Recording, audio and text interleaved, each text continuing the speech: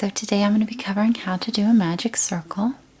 These are great for projects where you're crocheting in the round. So you want to leave a long enough tail to wrap around, and then what you're going to do is take it in 2 fingers.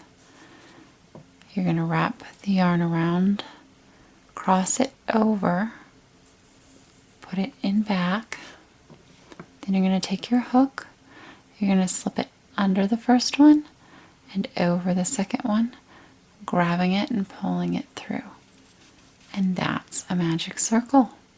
So then what you will do is follow your pattern for the number of times you will chain and however many stitches you're going to put in the ring.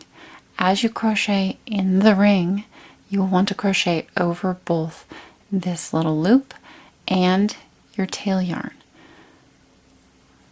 And that's a magic circle.